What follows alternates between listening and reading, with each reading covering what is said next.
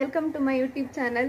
ಇವತ್ತಿನ ಬ್ಲಾಗಲ್ಲಿ ಏನಿರುತ್ತೆ ಅಂತ ನೋಡುವ. ಅದಕ್ಕಿಂತ ಮೊದಲು ನಾನು ನನ್ನ ಫ್ರೆಂಡ್ ಜೊತೆ ಸತ್ಯನಾರಾಯಣ ಪೂಜೆಗೆ ಹೋಗ್ಲಿಕ್ಕೆ ಉಂಟು. ಅದು ಸಹ ನನ್ನ ಫ್ರೆಂಡ್ ಇರ್ ಮನೆಯಲ್ಲಿ. ಅದಾದಮೇಲೆ ಬ್ಲಾಗ್ ಕಂಟಿನ್ಯೂ ಮಾಡ್ತೇನೆ. ಫ್ರೆಂಡ್ ಮನೆಯಲ್ಲಿ ಸತ್ಯನಾರಾಯಣ ಪೂಜೆ ಮುಗಿಸ್ಕೊಂಡು ಬಂದು ಸೀದಾ ನಮ್ಮ ಕಾರಿಗೆ ಬಂದು ಹತ್ತಿದೆ. ಇವಾಗ ನಮ್ಮ ಪಯಣ ತಣ್ಣೀರ್ಬಾವಿ ಬೀಚಿಗೆ.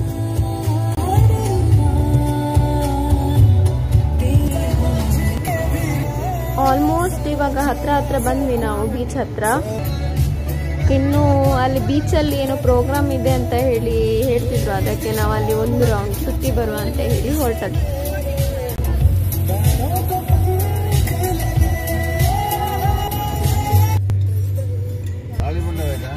ಇವಾಗ ನಾವು ಬೀಚಿಗೆ ಬಂದ್ವಿ. ಬೀಚ್ ಹತ್ರ ನಮ್ಮ ಪಾರ್ಕಿಂಗಿಗೆ ಬಿಡ್ಲಿಲ್ಲ, ಯಾಕಂದ್ರೆ ಇವತ್ತು ಪ್ರೋಗ್ರಾಮ್ ಇರೋದ್ರಿಂದ VIP ಮಾತ್ರ ಬೀಚ್ ಹತ್ರ ಪಾರ್ಕಿಂಗ್, ಬೇರೆಯವರಿಗೆಲ್ಲ ಸ್ವಲ್ಪ ದೂರದಲ್ಲಿ ಇತ್ತು. ಅದಕ್ಕೆ ದೂರದಲ್ಲಿ ಪಾರ್ಕಿಂಗ್ ಮಾಡ್ಕೊಂಡು ಬಂದ್ವಿ. ಇವತ್ತು ನಾವು ತಣ್ಣೀರ್ಬಾವಿ ಬೀಚಿಗೆ ಬಂದಿದ್ದೇವೆ. ಇಲ್ಲಿ ಇವತ್ತು ಪ್ರೋಗ್ರಾಮ್ ಎಲ್ಲ ಉಂಟು. ಇವತ್ತು ರಘು ದೀಕ್ಷಿತ್ ಅವರೆಲ್ಲ ಬರ್ಲಿಕ್ಕಿದ್ದಾರೆ. ಅವರು 7:30 ಹೊತ್ತಿಗೆ ಬರುದು.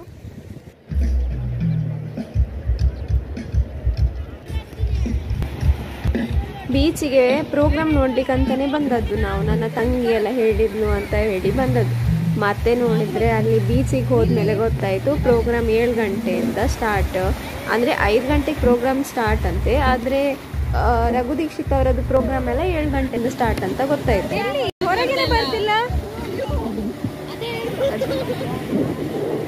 ಬಂತ ಜೀವ ಉಂಟಲ್ಲ ಅದುವರೆಗೆ.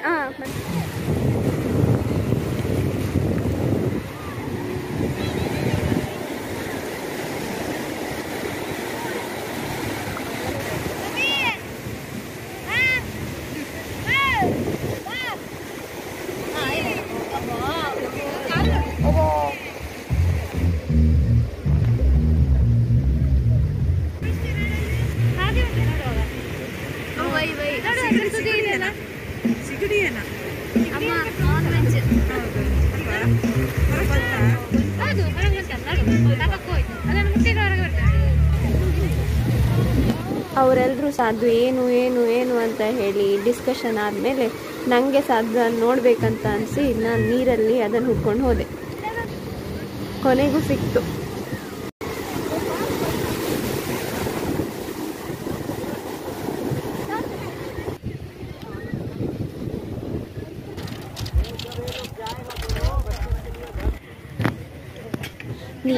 ನೀರ್ ಹತ್ರ ಬನ್ನಿ ಅಂತ ಹೇಳಿ ಕರೆದ್ರೆ ಬರ್ಲಿಲ್ಲ. ಇವಾಗ ಇಲ್ಲಿ ನೋಡಿದ್ರೆ ಮಾವಿನಕಾಯಿ ತಗೊಳ್ತಾ ನಿಂತಿದ್ದಾರೆ.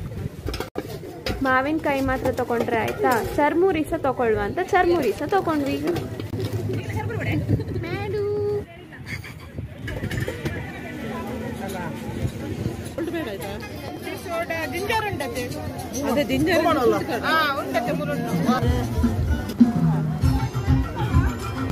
ನಾನ್ ಸ್ಟೈಲ್ ಮಾಡಿ ಗೋಳಿ ಸೋಡಾ ಓಪನ್ ಮಾಡಿ ಕುಡ್ದೆ. ಅದನ್ನ ನೋಡಿ ಮಾಧವಿ ಅಕ್ಕನಿಗೆ ಸಹ ಓಪನ್ ಮಾಡ್ಬೇಕಂತ ಅನ್ಸಿ ಓಡಿ ಬಂದ್ರು. ಆದ್ರೆ ಅವ್ರ ಕೈಗೆ ಓಪನ್ ಮಾಡ್ಲಿಕ್ಕೆ ಆಗ್ಲಿಲ್ಲ.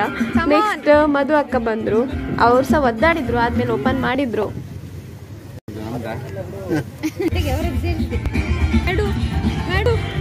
ಪೈನಾಪಲ್ ಹೇಗುಂಟು?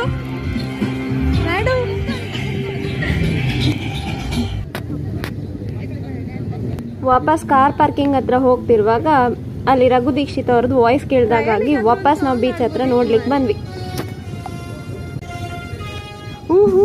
ಅಂತೂ ಇಂತೂ ಹೇಳ್ದಕ್ಕಂತ ಆದ್ರೂ ನಮ್ಮ ಸೈಡ್ ನೋಡ್ಕೊಂಡು ಸ್ಟಾರ್ಟ್ ಮಾಡಿದ್ರು ರಘು ದೀಕ್ಷಿತ್ ಅವರು.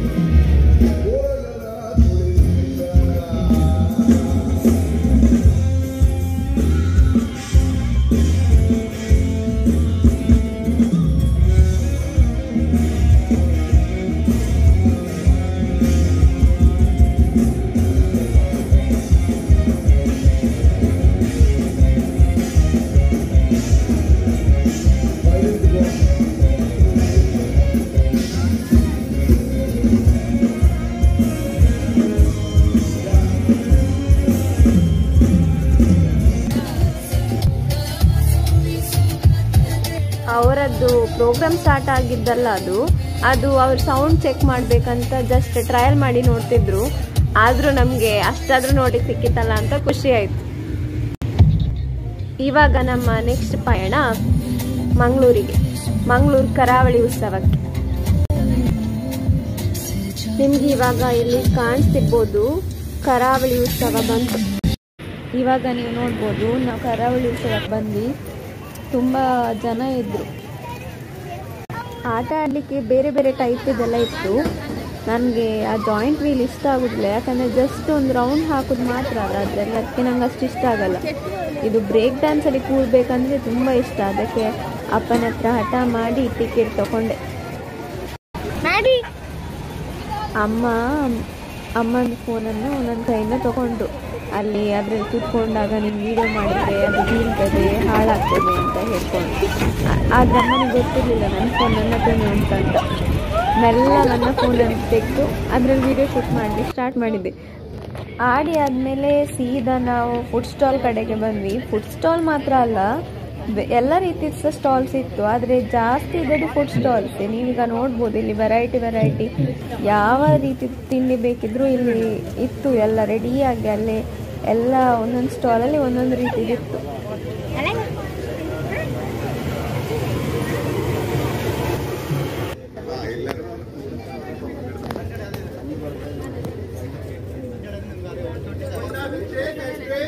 ಅಪ್ಪ ಅಲ್ಲಿ ಸ್ಟಾಲ್ ಎಲ್ಲ ನೋಡಿದ ಕೂಡಲೇ ಏನು ತಿಂಡಿ ಬೇಕಂತ ಕೇಳಿದ್ರು ಮತ್ತೆ ಹೋಗಿ ಚರ್ಮುರಿ ತಗೊಂಡು.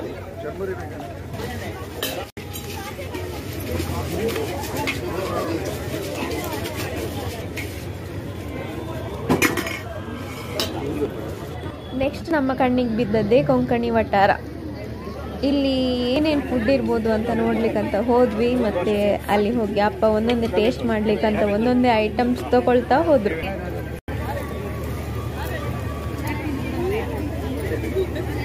ನೆಕ್ಸ್ಟ್ ಇನ್ನೇನು ಐಟಮ್ ಇರ್ಬೋದು ಅಂತ ಹೇಳಿ ನೋಡ್ಲಿಕ್ಕೆ ಪುನಃ ಒಳಗೆ ಹೋದ್ವಿ.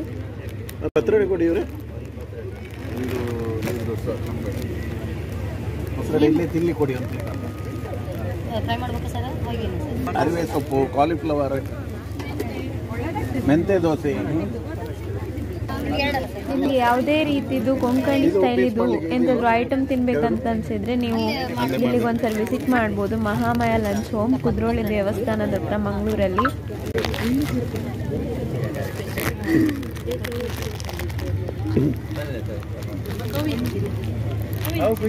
ಗುಜ್ಜದ ಚಕ್ ಆಜಾದಿಲ್ಲ दोन आहेत हां हां चटणी द्यायची मग.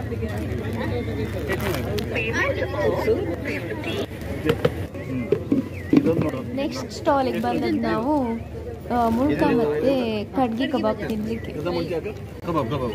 ಕಡ್ಗೆ ಕಬಾಬ್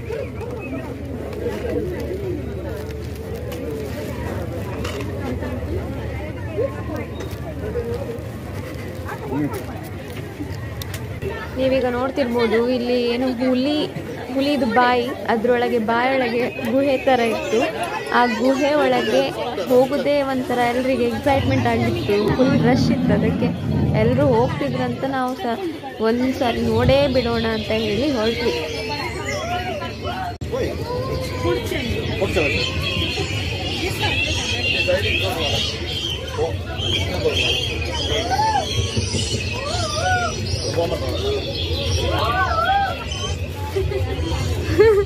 ಹೋಗಿ ಬಂದೆ.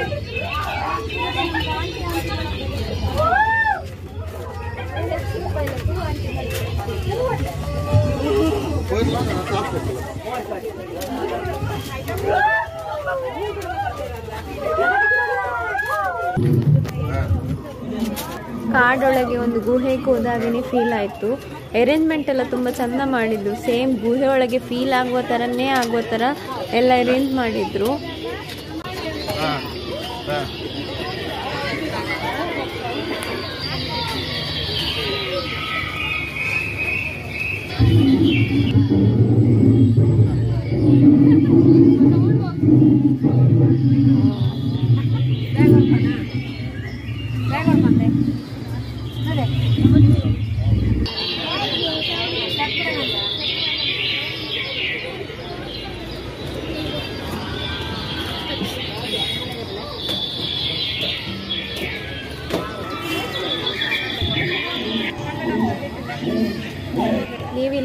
ನೋಡ್ಬೋದು ಎಷ್ಟು ಸ್ಟಾಲ್ಸ್ ಲೈನಲ್ಲಿ ಉಂಟಂತ ಹೇಳಿ.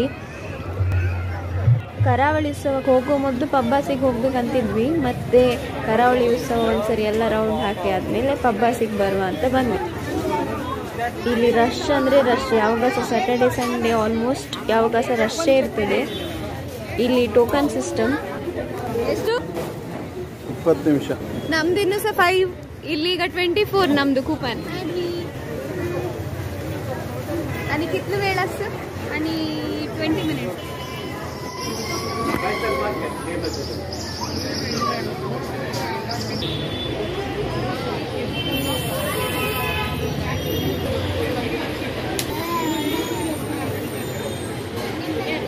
ಪಾಪ ಮಧು ಅಕ್ಕನಿಗೆ ಕಾದ್ ಸಾಕಾಗಿ ಹೋಗಿ ಮಾಧವಿ ಅಕ್ಕನ ಕಾಲ ಮೇಲೆ ಹೋಗಿ ಕೂತು.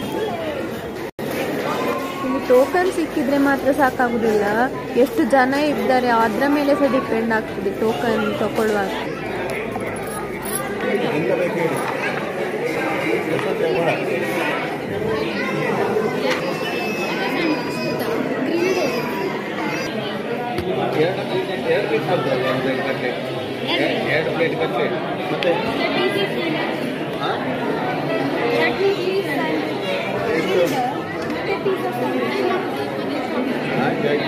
ಹೊರಗಡೆ ಕಾಯ್ದಿರುವಾಗ ಸಹ ಇದು ಮಗು ನಮ್ಮ ಹತ್ರನೇ ಸಿಕ್ಕಿತ್ತು, ಒಳಗಡೆ ಸೀಟ್ ಒಟ್ಟಿಗೆನೇ ಸಿಕ್ಕಿತ್ತು. ನಮ್ಮ ನೆಕ್ಸ್ಟ್ ಟೇಬಲಲ್ಲಿ ಅವರಿದ್ರು.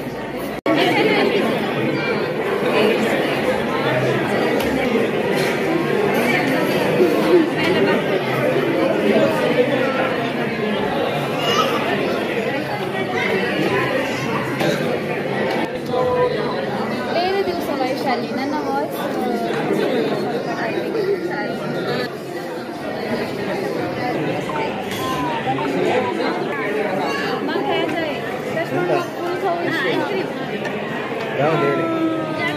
ತಗೊಳ್ಳಿ, ಎಂತ ಆಗುದಿಲ್ಲ.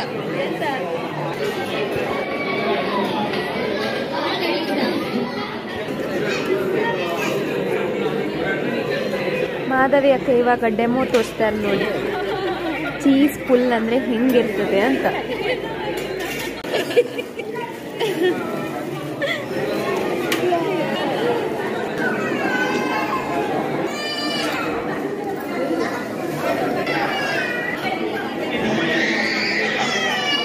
ಇದ್ರಲ್ಲಾದ್ರೂ ಚೀಸ್ ಫುಲ್ ಅಂತ ಹೇಳಿ ಒಂದು ಡೆಮೋ ತೋರಿಸುವ ಅಂತ ಹೇಳಿ ಹೊರಟರು, ಆದರೆ ಇದರಲ್ಲಿ ಸಹ ಚೀಸ್ ಫುಲ್ ಮಾಡ್ಲಿಕ್ಕೆ ಆಗಲಿಲ್ಲ.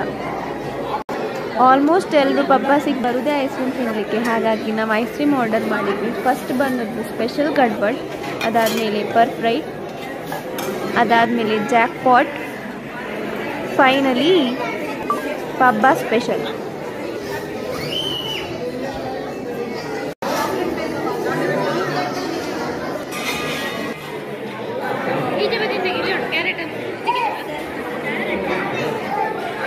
ಐಸ್ ಕ್ರೀಮ್ ಎಲ್ಲ ತಿಂದು ಪಬ್ಬಾಸಿಂದ ವಾಪಸ್ ಹೋದ್ವಿ. ನನ್ನ ಫೇವ್ರೆಟ್ ಸಾಂಗ್ ಕೇಳ್ತಾ ಕೇಳ್ತಾ ಮನೆಗೆ ಹೊರಟ್ವಿ.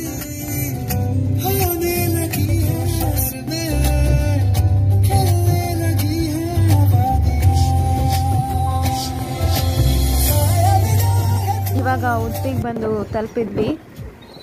Finally back to home. ಅಲ್ಲಿ ವಾಪಸ್ ಉಡುಪಿಗೆ ಬಂದ ಮೇಲೆ ಅಪ್ಪನಿಗೆ ಮಾರ್ಕೆಟಿಗೆ ಹೋಗ್ಲಿಕ್ಕಿತ್ತು.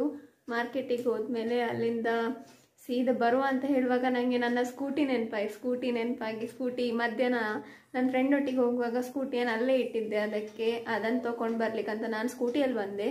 ಅವರೆಲ್ಲರೂ ಸಹ ಕಾರಲ್ಲಿ ಬಂದರು. ಇವಾಗ ಜಸ್ಟ್ ಮನೆಗೆ ಬಂದೆ. ಇವತ್ತಿಡೀ ಫುಲ್ ಎಂಜಾಯ್ ಮಾಡಿದೆ, ಖುಷಿ ಆಯ್ತು. ಇವತ್ತು ಕಸಿನ್ಸ್ ಅವರೊಟ್ಟಿಗೆ ಎಲ್ಲ ಕಡೆ ಸುತ್ತಿ ಇವಾಗ ಮನೆಗೆ ಬಂದು ಇವಾಗ ಬಿಗ್ ಬಾಸ್ ನೋಡ್ಲಿಕ್ಕೆ ಕೂತ್ಕೊಂಡಿದ್ದಾರೆ ಎಲ್ಲರೂ ಸಹ. ನಾನು ಸಹ ಇವಾಗ ಬಿಗ್ ಬಾಸ್ ನೋಡಬೇಕು. ಈ ವ್ಲಾಗ್ ನಿಮಗೆಲ್ಲರಿಗೂ ಇಷ್ಟ ಆದರೆ ಲೈಕ್ ಮಾಡಿ, ಶೇರ್ ಮಾಡಿ, ಸಬ್ಸ್ಕ್ರೈಬ್ ಮಾಡಿ, ಹೀಗೆ ಸಪೋರ್ಟ್ ಮಾಡ್ತಾ ಇರಿ.